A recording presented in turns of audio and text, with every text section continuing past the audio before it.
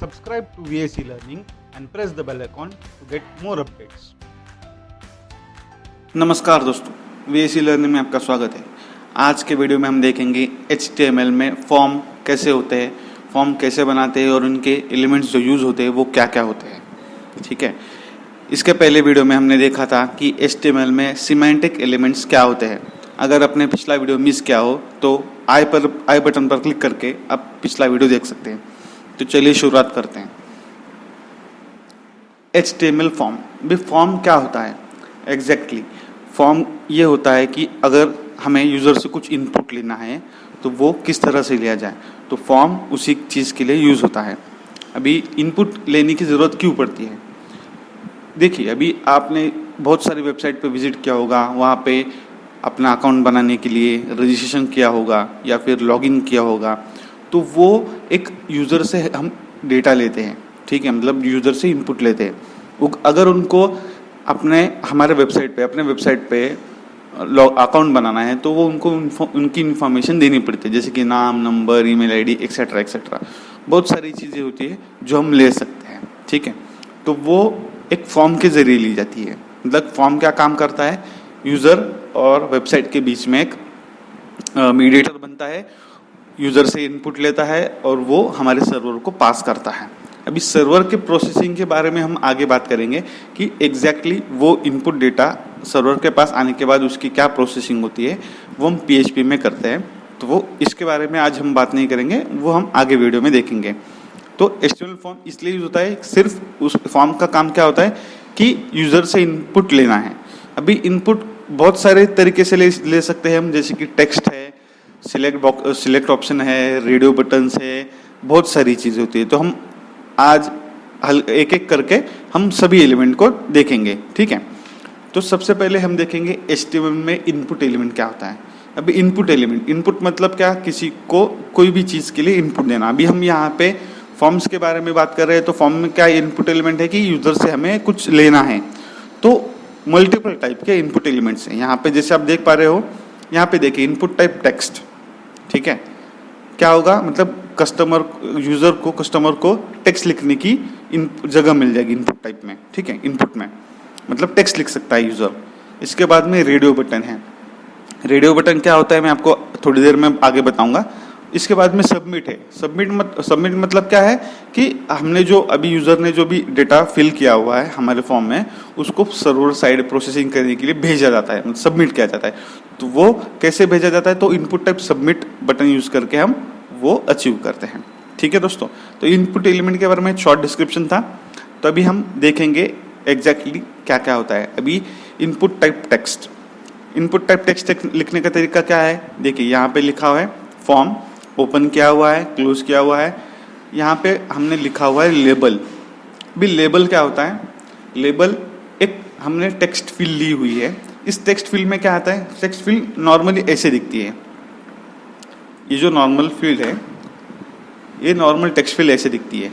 ठीक है, तो अभी अगर मैं इसका लेबल हटा दूं, देखिए यहाँ पे मैंने एक फॉर्म क्रिएट किया हुआ है, यहाँ पे मैंने लेबल लिखा हुआ है फर्स्ट नेम। ठीक है, अगर मैं ये फर्स्ट नेम हटा दूं, मैं यहाँ से, ठीक है, और पेज को रिलोड करता हूँ। अभी यहाँ पे क्या दिखेगा, यहाँ पे एक टेक्स्ट फील्ड है, यहाँ पे एक टेक्स्ट फील्ड है। मतलब किस चीज़ के लिए टेक्स्ट फील्ड है, ये क्या डालना है यहाँ पे यूज़र को, तो वो कौन बताता है, वो बताता है लेबल।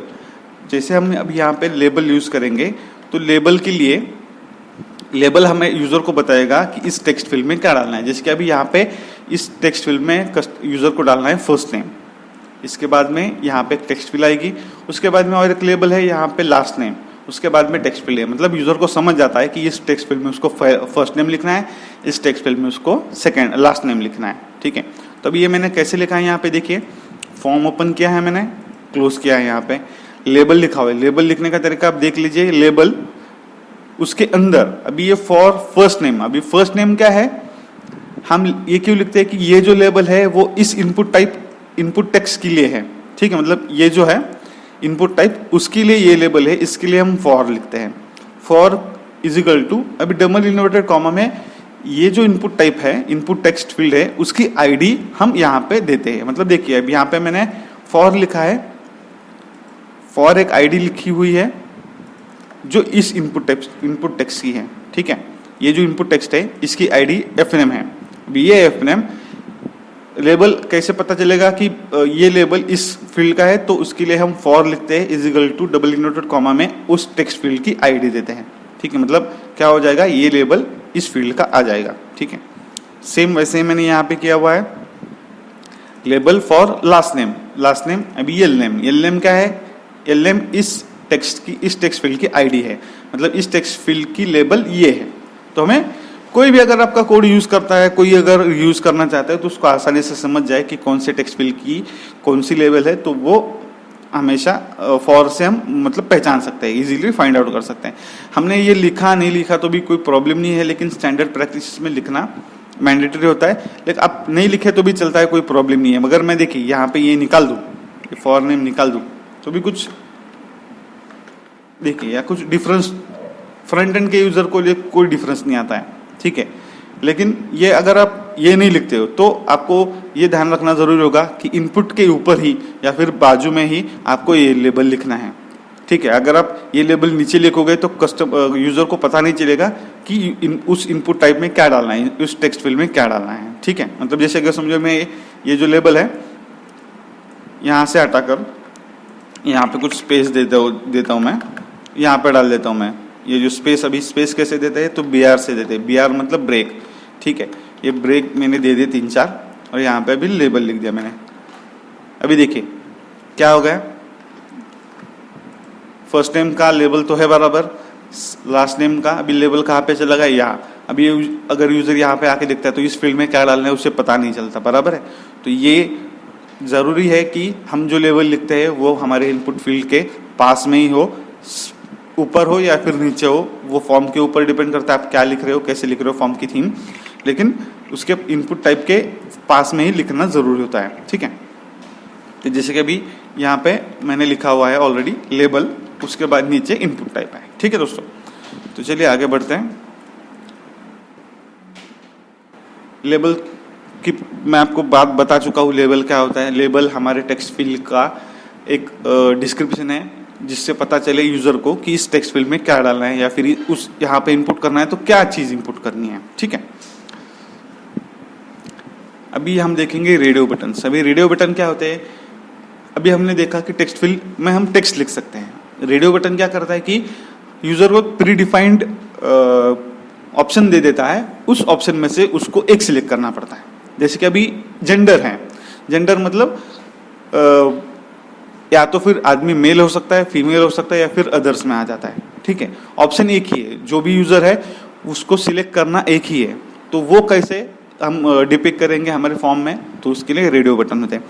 रेडियो बटन बहुत सारी चीज़ों के लिए और भी यूज कर सकता है, यहाँ पे मैंने सिर्फ एग्जाम्पल दिया हुआ है। रेडियो बटन मल्टीपल चॉइस के लिए होता है, लेकिन मल्टीपल चॉइस देना है यूजर को, लेकिन सिर्फ उसमें से एक ही सिलेक्ट करना है यूजर ने, तो उसके लिए हम रेडियो बटन यूज करेंगे। अभी देखिए यहाँ पे मैं, अब ये फॉर्म है, यहाँ पे मैं रेडियो बटन यूज कर देता हूं मैं। देखिए अभी यहाँ पे मैंने एक रेडियो बटन ऑलरेडी यूज किया हुआ है, आपको दिखा देता हूं मैं।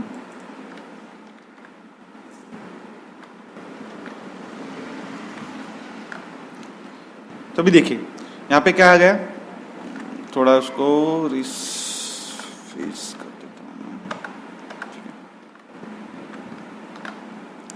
देखिए अभी यहाँ पे क्या हुआ है, मैंने यहाँ पे ब्रेक दे दिया है। अभी ये तो थे हमारे टेक्स्ट फील्ड, ठीक है। इसके बाद में हम देखेंगे अभी ये जो है इसके नीचे जो भी है वो है रेडियो बटन्स, ठीक है। अभी रेडियो बटन लिखने का आप तरीका देख लीजिए। इनपुट टाइप क्या आएगा, रेडियो, ठीक है। आईडी क्या आएगी, जो भी हमें उस रेडियो बटन को आईडी देनी वो आईडी आएगी। यहाँ पे मैंने मेल लिखा हुआ है। उसका नेम, अभी नेम क्या होता है वो मैं आपको बाद में बताऊंगा। उसकी वैल्यू, अभी ये जो इनपुट रेडियो है उसकी वैल्यू क्या होगी, तो उसकी वैल्यू मेल होगी। वैसे ही मैंने सेम और एक इनपुट रेडियो बनाया है, उसका आईडी फीमेल दिया हुआ है, नेम सेम रखा है, जेंडर। मतलब अभी ये जो तीनों जो रेडियो बटन है वो मेल भी रह सकता है, फीमेल भी रह सकता है। तो हमें ऑप्शन मल्टीपल देने हैं लेकिन सिलेक्ट एक ही करना है। तो वो सिलेक्शन कैसे हम ये करेंगे, पहचानेंगे, उसके लिए नेम यूज होता है, आपको आगे बताऊंगा मैं उसके बारे में। तो यहाँ पे उसकी वैल्यू क्या है, अगर ये रेडियो बटन सिलेक्ट करता है तो उसकी वैल्यू आ जाएगी फीमेल, ठीक है। वैसे ही मैंने थर्ड इनपुट टाइप लिखा हुआ है अदर, उसकी आईडी अदर दी है मैंने, उसका नाम जेंडर सेम लिखा है। अभी देखिए ये जो रेडियो बटन्स होते हैं उनका जो नेम लिखना होता है वो सेम ही लिखना होता है, क्योंकि हमें पता चले कि इस फील्ड में इस जो वैल्यू है उसकी कौन सी है, ठीक है। और नेम सेम रहने का कारण ये है कि हम मल्टीपल ऑप्शन दे रहे हैं, लेकिन एग्जैक्टली उस ऑप्शन में से, उस ऑप्शन ग्रुप में से कौन सा ऑप्शन यूजर ने चूज किया है, तो उसको हम वैल्यू से पता चलेगा हमें कि वैल्यू कौन सी है उसकी, ठीक है। तो मतलब अभी यहाँ पे नेम, यहाँ पे सभी नेम है, ठीक है। ये रेडियो बटन भी नेम है, ये रेडियो बटन भी नेम है, ये रेडियो बटन भी नेम है, उनके सब, लेकिन उनकी वैल्यू क्या है, मेल, फीमेल, अदर। तो ये आसानी से हम रेडियो बटन में दिखा सकते हैं। तो अभी जैसे मैं यहाँ पे अभी चेक कर रहा हूँ, पेज को रिलेट करता हूँ, तो देखिए यहाँ पे रेडियो बटन आ चुके हैं, मेल, ये फीमेल, ये अदर, ठीक है। अभी मुझे देखिए यहाँ पे, मुझे यहाँ पे जाके क्लिक करने की जरूरत नहीं पड़ रही है सर्कल में। अगर मैं सिर्फ यहाँ पे उस लेबल पे भी क्लिक करता हूँ, ठीक है, लेबल पे भी क्लिक करता हूँ, तो वो आइटम्स मतलब जो रेडियो बटन है सिलेक्ट हो जाता है। क्यों सिलेक्ट हो जाता है, क्योंकि हमने इस लेबल को, देखिए लेबल को फॉर अदर मतलब एक आईडी दी हुई है। जैसे पहले मैं टेक्स्ट फील्ड में भी आपको बताया था कि आईडी देने की जरूरत है। अगर इस आईडी और इस लेबल का कनेक्शन हो, मतलब फॉर इज इक्वल टू हमने उस टेक्स्ट फील्ड की या फिर इनपुट टाइप की इनपुट टेक्स्ट फील्ड की आईडी दी हुई है, तो उस अगर हम लेबल को भी क्लिक करते हैं तो वो पर्टिकुलर टेक्स्ट फील्ड या फिर रेडियो बटन सिलेक्ट हो जाता है। अभी यहाँ पे देखिए ये मैंने लेबल है, ये लेबल अभी उसका फॉर फीमेल लिखा हुआ है, मतलब फीमेल जिस इनपुट टाइप रेडियो की आईडी होगी वो सिलेक्ट हो जाएगा। देखिए यहाँ पे ये एक इनपुट टाइप है, उसकी आईडी फीमेल है, उस फीमेल का मैंने लेबल लिखा हुआ है, लेबल यहाँ पे for female, for is equal to double inverted comma में फीमेल लिखा है, मतलब इस रेडियो इनपुट की मैंने यहाँ पे आईडी पास की है फीमेल। तो अगर मैं इसको क्लिक करता हूँ फीमेल को भी यहाँ पे, तो भी वो सिलेक्ट हो जाएगा, ठीक है। तो ये रेडियो बटन अलग अलग हम यूज़ कर सकते हैं, मल्टीपल यूज़ कर सकते हैं, आपको जितने चाहे हम यूज़ कर सकते हैं। तो अभी थोड़ा देखिए, अभी इस इनपुट टाइप को हम ज़रा चेक करते हैं क्या क्या आता है इसमें। देखिए इनपुट टाइप, यहाँ पे टेक्स्ट लिखना है तो मैं टेक्स्ट आ जाता है टाइप। इनपुट टाइप के बारे में हम बाद में बात करेंगे नेक्स्ट वीडियो में, अभी फिलहाल के लिए मैं आपको सिर्फ ओवरव्यू दे रहा है उसका। इनपुट टाइप में टेक्स्ट आता है एक, ठीक है। इसके बाद में रेडियो बटन आता है, इसके बाद में सिलेक्ट ऑप्शन आता है, ठीक है भाई। इसके बाद में सबमिट आता है। तो बहुत सारे टाइप टेक्स्ट होता है, हिडन होता है, बहुत सारे टाइप होते हैं, हम आगे चल के इसके बारे में देखेंगे, ठीक है। इसके बाद में हम आईडी यूज करते हैं। अभी आईडी आपको पहले भी इसके वीडियो में हम पहले वीडियोज में हम देख चुके हैं आईडी क्या होती है। आईडी एक जो एलिमेंट है उसकी एक स्पेसिफिक यूनिक आईडी होती है। वो एलिमेंट के लिए हमें मतलब पहचानने के लिए वो एलिमेंट क्या है उसके लिए यूनिक आईडी हम यूज करते हैं। अभी ये जो है एल नेम, अभी आईडी अगर मैं कहीं भी सर्च करूंगा एल नेम, तो एल नेम क्या आएगा कि इस टेक्स्ट फील्ड की वो आईडी है, मतलब इस टेक्स्ट फील्ड के लिए वो यूज करेंगे। अगर मैं कुछ CSS देना चाहता हूँ सिर्फ इस फील्ड के लिए, इस फील्ड को मैं सिर्फ एक जो मतलब जो ये फील्ड है, इस फील्ड को मैं अगर मैं कुछ CSS प्रॉपर्टी देना चाहता हूँ तो आईडी के जरिए मैं लिख सकता हूँ। इसलिए आईडी जरूरी होती है कि हम आईडी लिखें, ठीक है। इसके बाद में आता है नेम। अभी नेम क्या होता है कि अभी देखिए हम फॉर्म सबमिट कर रहे हैं, ठीक है, लेकिन अब जब सबमिट करेंगे तो सर्वर को कैसे पता चलेगा कि कौन सा जो फील्ड यूजर ने ये किया हुआ है, फिल किया हुआ है, वो कौन सी चीज़ के लिए है, किस चीज़ के लिए है, ठीक है। तो अगर हम उसके साथ नेम भेजेंगे तो नेम सर्वर्स को पता चल जाता है कि इस नेम का मतलब क्या होगा। देखिए अब ये समझ, यहाँ पे मैं भी यहाँ पे फॉर्म है, अगर मैं यहाँ पे ये डाल देता हूँ मैं, ठीक है, अब ये फर्स्ट नेम डाल दिया मैंने, ठीक है, लास्ट नेम डाल दिया, तो ये क्या होगा कि सर्वर को पता चलेगा कि ये फर्स्ट नेम प्रशांत है, उसकी वैल्यू प्रशांत है, लास्ट नेम है उसकी वैल्यू देशपांडे है, ठीक है।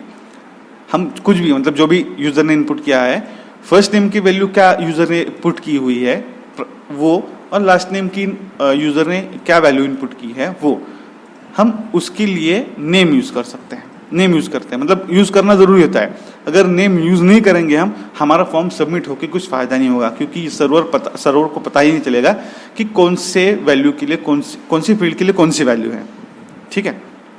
तो इसलिए नेम फॉर्म में बहुत ही इंपॉर्टेंट है। अगर नेम नहीं लिखते हो आप तो फॉर्म लिख के कुछ फ़ायदा नहीं होगा, सबमिट नहीं होगा आपका, ठीक है। इसके बाद में हम देखेंगे अभी सबमिट बटन। अभी सबमिट बटन क्या होता है, जो भी हमने फॉर्म फिल किया हुआ है उसको सर्वर को पहुंचाने का काम सबमिट बटन करता है। मतलब अगर मैंने कुछ सबमिट बटन दबा दिया तो जो फॉर्म की जो मैंने डिटेल्स भरी हुई है वो सारी की सारी सर्वर लाइन पे चलेगी, सर्वर के पास चली जाएगी। तो लिखने का तरीका बहुत ही आसान है, कुछ ज़्यादा बड़ा नहीं है। क्या लिखना है, हमें एक इनपुट टाइप देना है। देखिए इनपुट टाइप देना है, यहाँ पे अभी जैसे मैंने लिखा है कि क्या लिखा है मैंने यहाँ पे, इनपुट टाइप सबमिट। टाइप जैसे मैंने बताया कि रेडियो हो सकता है, टेक्स्ट हो सकता है, टेक्स्ट एरिया हो सकता है, चेकबॉक्स हो सकता है, सिलेक्ट हो सकता है, बहुत सारे होते हैं। यहाँ पे अभी हम सबमिट देख रहे हैं तो यहाँ पे टाइप सबमिट लिखूंगा मैं। इसकी वैल्यू क्या रहेगी, सबमिट रहेगी। ये जो हम लिखेंगे वैल्यू वो हमारे फ्रंट एंड पे दिखेगी। देखिए अभी यहाँ पे मैं पेज को, अभी यहाँ पे कुछ दिख नहीं रहा है, मैं पेज को रिलोड करूंगा। देखिए यहाँ पे आ गया सबमिट का बटन, ये इनपुट टाइप सबमिट है, ठीक है। मतलब यहाँ पे मैं जो भी लिखूंगा वैल्यू के अंदर, देखिए अभी वैल्यू अगर मैं चेंज करता हूँ इसकी, ठीक है, प्रोसीड लिखता हूँ यहाँ पे, तो ये देखिए आ गया प्रोसीड। जो वैल्यू यहाँ मैं डालूंगा वो वैल्यू यहाँ पे दिख जाएगी कस्टमर को सामने यूजर में, ठीक है। इसको हम जरा ब्रेक दे देते हैं। तो इसके लिए हम सबमिट बटन यूज कर सकते हैं। तो मान के चलिए अभी यहाँ पे मैं ये फॉर्म है एग्जाम्पल के तौर पे, यहाँ पे मैंने फर्स्ट नेम लिखा है, लास्ट नेम लिखा है, मेरा जेंडर सिलेक्ट किया है और मैं सबमिट कर रहा हूँ। ये सबमिट करने के बाद ये जो प्रोसेस है वो आगे चल जाती है। अभी देखिए आगे चलने के बाद सर्वर के पास जाएगी वो डेटा सर्वर फेच करके उसको प्रोसेस करके डेटाबेस में सेव कर सकता है या फिर फ्रंट एंड यूजर को डिस्प्ले करा सकता है। वो डिपेंड करता है कि हम किस चीज़ के लिए फॉर्म यूज़ कर रहे हैं, ठीक है। तो हम उसके बारे में बाद में बात करेंगे। इसके बाद में अभी देखेंगे हम फॉर्म के जो एट्रीब्यूट होते हैं वो इम्पोर्टेंट क्या है।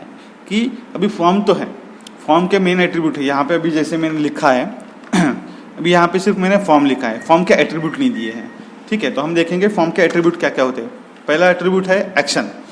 एक्शन मतलब क्या है, जो फॉर्म है सबमिट होने के बाद उसका जो प्रोसेसिंग है वो कौन से पेज पे हो या फिर उस जो डेटा है हमने फॉर्म से कलेक्ट किया वो कहाँ पे भेजा जाए, ठीक है। तो उसके लिए हम यूज़ करते हैं एक्शन। अभी एक्शन क्या होता है, नॉर्मली एक सर्वर साइड स्क्रिप्ट रहती है, ठीक है। मतलब PHP में लिखा जाता है उस सर्वर साइड स्क्रिप्ट को, वहाँ पे वो सब डेटा कलेक्ट होता है और उसकी प्रोसेसिंग होती है। अब ये PHP के हम बात नहीं करने वाले, यहाँ पे सिर्फ मैं एट्रीब्यूट की बात करने वाला हूँ जो है एक्शन। एक्शन क्या करता है, हमने जो भी फॉर्म इनपुट किया हुआ है, फॉर्म का डेटा है वो उस पेज तक पहुँचा देता है। मतलब जैसे अभी समझो मैंने यहाँ पे अभी फॉर्म है उसका मैंने एक्शन लिख दिया, ठीक है। एक्शन अभी नॉर्मली अगर हम एक्शन नहीं लिखते हैं, ठीक है, एक्शन नहीं लिखते हैं तो क्या होता है, ये जो फील्ड होती है, ये जो पेज होता है, इस पेज पे ही वो डेटा अपने आप रिलोड होता है, ठीक है। इसलिए अगर हमें डेटा किसी दूसरे पेज पे भेजना है तो हमें एक्शन फील्ड यूज़ करना ज़रूरी है। अगर एक्शन फील्ड नहीं यूज़ करोगे तो सेम पेज पे ही वो डेटा रिलोड हो जाएगा, ठीक है। तो एक्शन अभी देखिए मैं समझो एक्शन लिख देता हूँ। अभी मैं यहाँ पे मेरे पास अभी बेस, ठीक है। अभी यहाँ पे मैंने एक्शन लिख दी है base.html। मतलब क्या होने वाला है, ये जो डेटा है फॉर्म का ये base.html की तरफ चला जाएगा। एक्चुअली कुछ प्रोसेसिंग होगी नहीं लेकिन वो चला जाएगा, ठीक है। अभी यहाँ पे मैं निकाल देता हूँ सब, ये नॉर्मल पेज रिलोड किया है मैंने। यहाँ पे लिखूंगा मैं ABCD XYZ। First name ABCD लिखा है मैंने, लास्ट नेम XYZ लिखा है मैंने, इसका जेंडर फीमेल किया है। प्रोसीड करूँगा। प्रोसीड करने के बाद देखिए यहाँ पे मैं जाऊँगा, अभी यहाँ पे गया हूँ मैं, तो ये उसकी URL चेंज हो गई। क्या चेंज हो गई URL, base.html। क्यों चेंज हो गई है, क्योंकि मैंने फॉर्म के एक्शन में base.html यूज़ किया था। तो एक्शन इसलिए यूज होता है कि मतलब रिडायरेक्ट भी हो जाता है वो पेज अगर हम फॉर्म के इसमें एक्शन यूज करेंगे, ठीक है। इसके अभी देखिए यहाँ पे एक नोट लिखी हुई है मैंने कि आपको शायद मैं पहले भी बता चुका हूँ कि एक्शन अगर हमने नहीं लिखा है तो क्या होगा, करंट पेज पे ही वो रिलोड हो जाएगा, ठीक है। इसके बाद में देखेंगे हम टारगेट एट्रीब्यूट। अभी टारगेट एट्रीब्यूट क्या होता है कि इसके टारगेट मतलब कुछ नहीं, अगर हमें फॉर्म है सबमिट किया हुआ है लेकिन उसकी प्रोसेसिंग हमें अलग टैब में करनी है, ठीक है, एक दूसरे टैब में करनी है, तो उसके लिए टारगेट यूज हो जाता है। टारगेट क्या है आपको दिखाता हूँ मैं, या अभी यहाँ पे देखिए, अभी मैं सॉरी ये जो भी मैं बैक जाता हूँ, अभी ये फॉर्म है, ठीक है, ये फॉर्म को मैंने कुछ सबमिट नहीं कर रहा हूँ, मैं कुछ डिटेल नहीं डाली है मैंने यहाँ पे, सिर्फ अभी मैं फॉर्म के एलिमेंट के लिए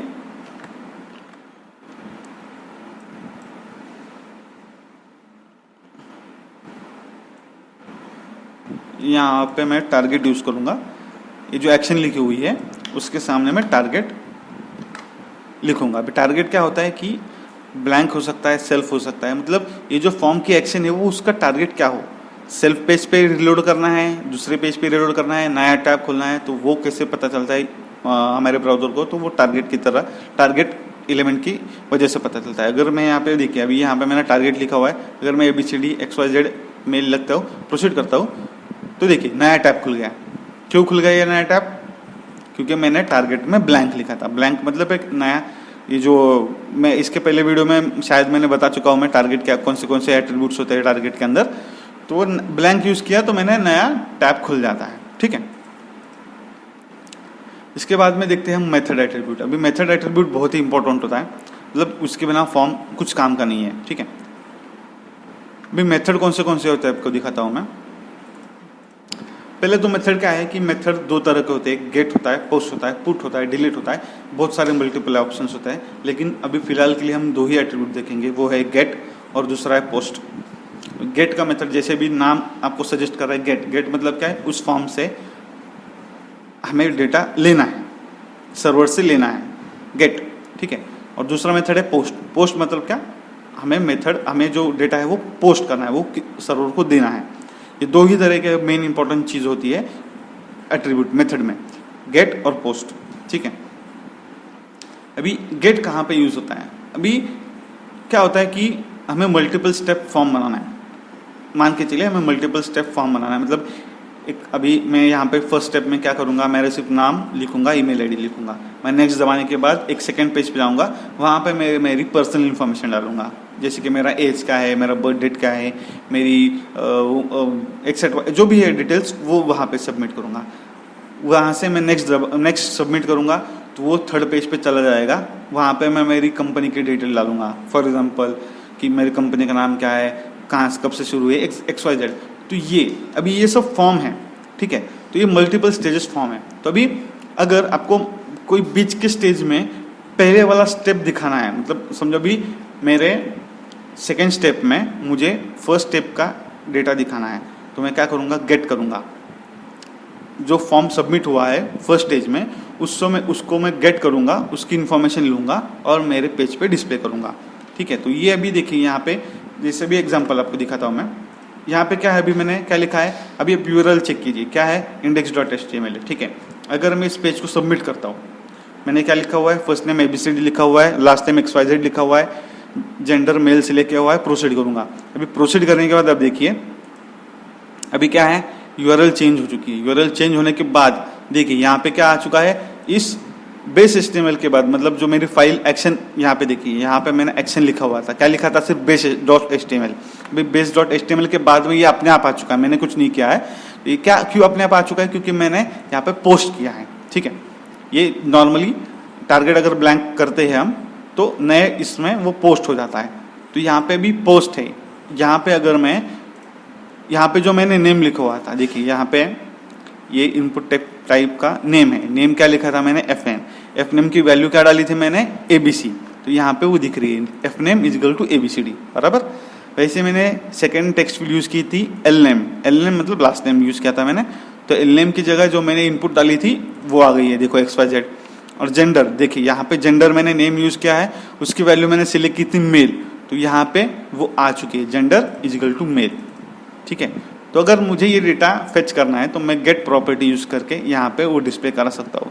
ये अभी PHP का पार्ट है, मैं अभी फिलहाल करूँगा नहीं, आपको सिर्फ एग्जांपल के तौर पर आपको एट्रीब्यूट कौन से है वो बताने के लिए मैंने गेट का बताया है। अभी पोस्ट, अभी हाँ, सबसे पहले अभी ये देखिए नोट्स लिखे हैं यहाँ पे कि नोट क्या है कि happens form data into URL in name /value pairs, ठीक है। जैसे आप देख, इसका मतलब क्या है कि ये जो फॉर्म का डेटा है वो यूआरएल में एनकोड हो जाता है, मतलब यूआरएल के अंदर आ जाता है उसके नेम और वैल्यूज के साथ, ठीक है। इसकी जो लेंथ है वो 2048 कैरेक्टर्स होनी चाहिए, मतलब ज़्यादा से ज़्यादा लंबा नहीं होना चाहिए। बहुत सारे लंबे हमें अगर फॉर्म लेना है, फॉर्म की डेटा लेना है तो वो पॉसिबल नहीं होता है इसमें, ठीक है। और एक टिप यहाँ पे दी हुई है, never use get to sensitive data like हमें पासवर्ड। अभी पासवर्ड बहुत ही इंपॉर्टेंट चीज़ होती है, कोई भी अगर फॉर्म अकाउंट हम यूज़ करते हैं तो उसका पासवर्ड होता है, अगर वो हम यूआरएल से गेट नहीं करना चाहिए, जो बैड प्रैक्टिस है, ठीक है। अगर useful for form submission where user want to bookmark the result. अभी क्या होता है, हमें अगर समझो यूजर ने कुछ इनपुट डाला है और वो सबमिट किया है, एक नए टैब पे चल जाता है, अगर वो उसको बुकमार्क करना है या फिर कुछ उसको टैग देना है उस यूआरएल को, तो उसके लिए भी हम गेट यूज कर सकते हैं। अभी गूगल का भी आपने देखा होगा, गूगल पे भी कहा था अगर आप कुछ सर्च करते हो तो एक क्वेरी के लिए स्ट्रिंग यूज होता है, वो हमारी यूआरएल में आ जाता है। आपको एग्जांपल दिखाता हूं मैं, ठीक है। अगर मैं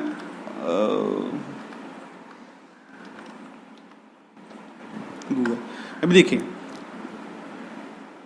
ठीक है, अभी देखिए यहाँ पे मेरा इंटरनेट चालू नहीं है, लेकिन आप देख लीजिए कि यहाँ पे यूआरएल चेंज हो चुकी है। यूआरएल क्या थी, Google/search, क्लाइंट कौन सा है, मैं फायरफॉक्स यूज कर रहा हूँ इसलिए फायरफॉक्स आ गया, और क्यू इजिकल टू गूगल आ गया। क्या मैंने सर्च किया था गूगल, इसलिए वो क्यू के अंदर गूगल आ गया। अगर मैं वही यहाँ पे अगर मैं सर्च करता हूँ ABCDEFGH, ठीक है, एंटर करता हूँ तो देखिए क्यू क्या बदल गया, क्वेरी इजिकल टू ये आ गए। क्वेरी क्या है, जो मैं इनपुट डाल रहा हूँ वो।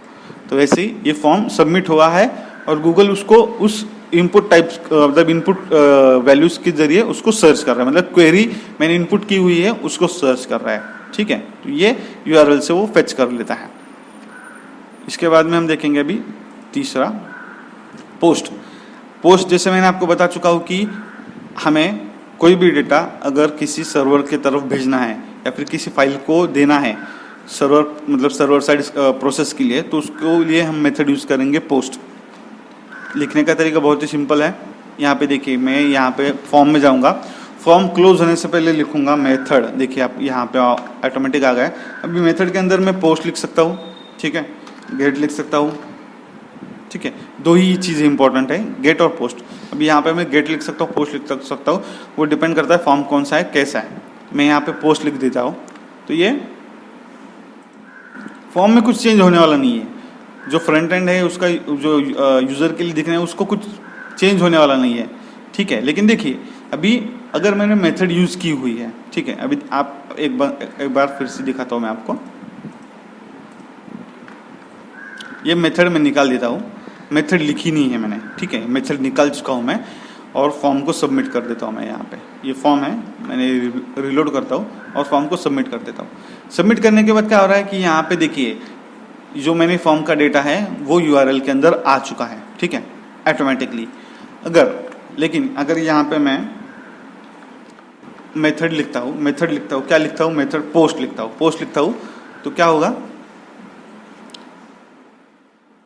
मेथड पोस्ट लिखता हूँ तो क्या होगा, देखिए अभी मैं पेज रिलोड कर रहा हूँ, वही डेटा मैं सबमिट करने वाला हूँ, प्रोसीड करने वाला हूँ। मैंने यहाँ पे प्रोसीड कर दिया तो यहाँ पे देखिए वो base.html पे चला तो गया है, लेकिन जो सामने वाला जो फॉर्म का जो डेटा दिखाता था वो नहीं दिखा था। क्यों नहीं दिखा था, क्योंकि ब्राउज़र को पता, मतलब ब्राउज़र समझ जाता है इस एलिमेंट की वजह से, एट्रीब्यूट की वजह से पोस्ट की, कि ये जो हमारा जो डेटा है वो यूआरएल पे नहीं भेजना है, वो भेजना है हमें base.html पे।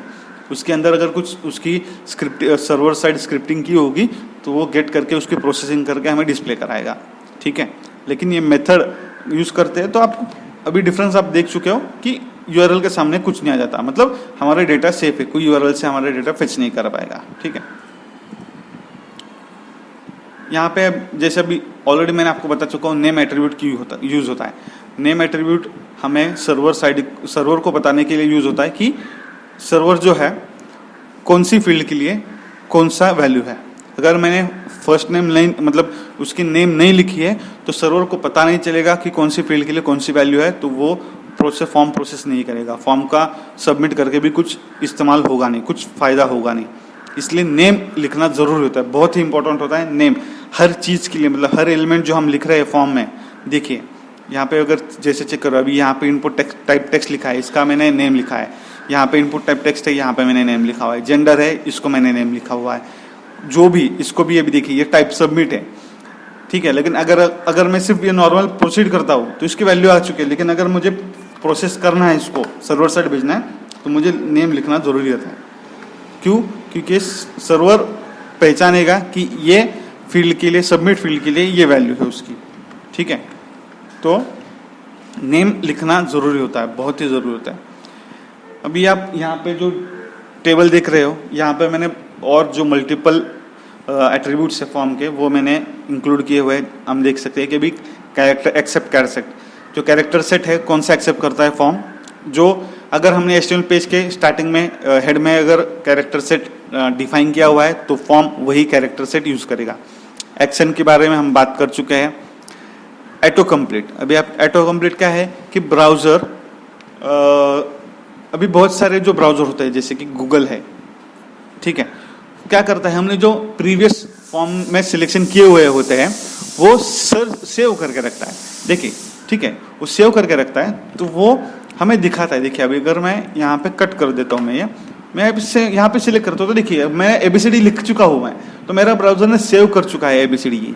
ये जो नाम है, ये नाम ऑलरेडी सेव कर चुका है मेरा ब्राउजर, ठीक है।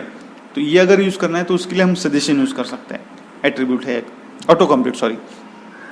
इसके बाद में इंक्रिप्शन टाइप है। अभी इंक्रिप्शन टाइप क्या होता है कि जो हम डेटा सबमिट करने वाले सर्वर को, तो उसको इंक्रिप्शन कौन से टाइप का दिया जाए, तो वो इंक टाइप से एट्रीब्यूट से लिखा जाता है। मेथड के बारे में आपको बता चुका हूँ। अभी फॉर्म का नेम, हाँ, अभी फॉर्म का भी नेम होता है। यहाँ पे अभी देखिए, यहाँ पे इनपुट टाइप्स के लिए हमने नेम लिख चुका है, लेकिन अभी यहाँ पे मैं फॉर्म को भी नेम दे सकता हूँ। फॉर्म का भी नेम दे सकता हूँ। क्या है ये? Simple form. अगर मेरे पास 100 फॉर्म पड़े हुए हैं, ठीक है, मैंने 100 फॉर्म बनाए हुए हैं, 100 फॉर्म को अगर सब में डेटा समझो एक ही तरीके का है, तो मैं डिफ्रेंशिएट कैसे करूँगा कि कौन से फॉर्म की डेटा क्या आई हुई है। तो उसके लिए हम फॉर्म नेम यूज़ करते हैं कि मतलब उस फॉर्म का पर्टिकुलर नेम आएगा, उस फॉर्म की जो फील्ड्स रहेंगे, उसकी जो डिटेल्स है, वो उस नेम के अंडर, मतलब उस फॉर्म को एक आइडेंटिटी देते हैं हम नेम के जरिए, ठीक है। इसके बाद में नॉन वैलिडेट लिखा हुआ है। अभी वैलिडेशन क्या होता है मैं बाद में बात करूंगा, आपको शॉर्ट में बता देता हूँ वैलिडेशन क्या होता है। अभी देखिए, मैंने यूजर से नाम पूछा है, लेकिन उसने एक्चुअल नाम नहीं लिखा है, कुछ नंबर डाल दिए, तो ये वैलिड है नहीं। मुझे क्या चाहिए? उसका नाम, उसने नाम ही डालना चाहिए। अगर उसने नंबर डाल दिया तो वो गलत है। तो अभी मैं यहाँ पे एक्चुअली फिजिकल प्रेजेंट तो नहीं हो कि यूजर को बता सको कि वो नेम डालो आप, बराबर है, तो वो उसके लिए वैलिडेशन यूज होता है। फॉर्म में वैलिडेशन होता है। जैसे कि और एक एग्जांपल आपको बताता हूँ मैं कि अभी ईमेल डालना है, मुझे कस्टमर यूजर का ईमेल चाहिए। अगर उसने ईमेल डाला है लेकिन ईमेल वो यूजर इनपुट नहीं कर रहा है, वो सिर्फ टेक्स्ट डाल रहा है कुछ, ये वही ईमेल का टेक्स्ट कैसे, ईमेल का स्ट्रक्चर क्या होता है? something@something.com.in जो भी है, right, domain.com, domain google.com etcetera, right, gmail.com। तो ईमेल का स्ट्रक्चर फिक्स्ड है, कुछ टेक्स्ट होता है, उसके बाद में @ होता है, उसके बाद में डोमेन का नाम आता है, उसके बाद में .com, .name जो भी डोमेन का एक्सटेंशन है वो आ जाता है। तो अगर यूजर गलत ईमेल आईडी इनपुट करता है तो वो कैसे वैलिडेट करेंगे? तो उसको वैलिडेशन बहुत सारे तरीके से हम करते हैं। फॉर्म का भी वैलिडेशन है, जावास्क्रिप्ट के थ्रू हम वैलिडेशन कर सकते हैं, सर्वर साइड से हम वैलिडेशन करा सकते हैं। बहुत सारे तरीके से हम उसकी वैलिडेशन करा सकते हैं। नॉर्मल हम वैलिडेशन करना है तो मतलब अभी समझो यूजर ने इनपुट दिया नहीं है, ब्लैंक रखा है इनपुट, और सबमिट बटन दबा दिया, तो वो ऑटोमेटिकली ब्लैंक चला जाएगा सर्वर के पास। वो तो मतलब कुछ फॉर्म सबमिट करके कुछ फायदा नहीं है, यूजर ने कुछ डेटा इनपुट किया ही नहीं है, बराबर है। तो वो अवॉइड करने के लिए, मतलब सर्वर को एक फेक रिक्वेस्ट जा रही है, राइट, तो वो अवॉइड करने के लिए हम वैलिडेशन यूज करते हैं। वैलिडेशन क्यों जरूरी होता है कि यूजर ने इनपुट डाला हुआ है, वो डाला हुआ इनपुट बराबर है या नहीं, वो वैलिडेशन से हम यूज करते हैं, ठीक है। इसके बाद मैंने आपको टारगेट के बारे में हम बात कर चुके हैं। टारगेट क्या होता है कि अगर हमें कुछ फॉर्म नए विंडो में चाहिए या फिर पॉपअप में चाहिए, कुछ भी अलग पेज हमारे अलग अलग टारगेट होते हैं, एट्रीब्यूट्स होते हैं। सेल्फ मतलब क्या कि सेल्फ पेज पे ही वो फॉर्म सबमिट हो जाए, या फिर ब्लैंक है तो ब्लैंक मतलब दूसरे पेज पे चला जाए। तो अलग अलग टारगेट एट्रीब्यूट हम यूज कर सकते हैं, जो उसकी वैल्यूज है वो यूज कर सकते हैं। तो जैसे हम अब देख चुके हैं कि HTML फॉर्म के बारे में मैंने आपको सब बता दिया। अगले वीडियो के नोटिफिकेशन के लिए हमारे चैनल को जरूर सब्सक्राइब कीजिए और बेल आइकॉन प्रेस करना ना भूलें।